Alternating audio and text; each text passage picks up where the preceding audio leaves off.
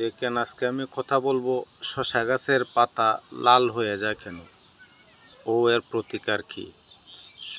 শসা গাছের পাতা মূলত লাল হয়ে যাওয়ার তিনটি কারণ আছে। একটি কারণ হলো গাছে যদি পর্যাপ্ত পটাশিয়াম না পায়, পটাশিয়ামের অভাবে শসা গাছের পাতা লাল হয়ে যায়। দ্বিতীয়টি হলো নাইট্রোজেনের অভাব, নাইট্রোজেনের অভাবে শসা গাছের পাতা লাল হয়ে যায়। এখন যেহেতু ছাদ বাগানে শসা গাছ লাগিয়েছি, এর প্রতিকার হিসাবে আমি এখানে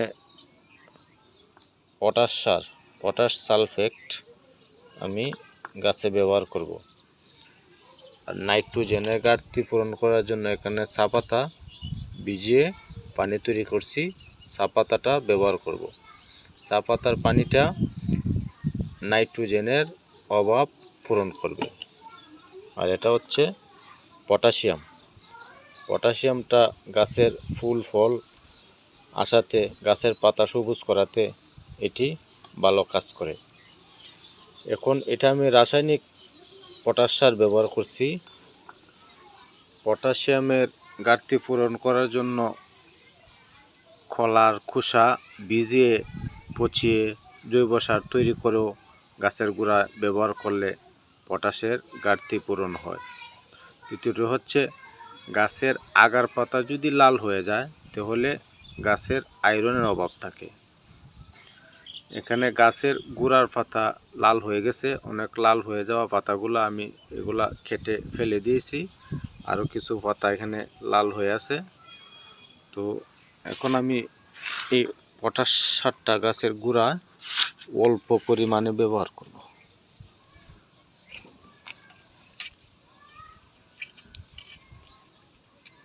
পটাশ সারটা ব্যবহার করলে গাছের,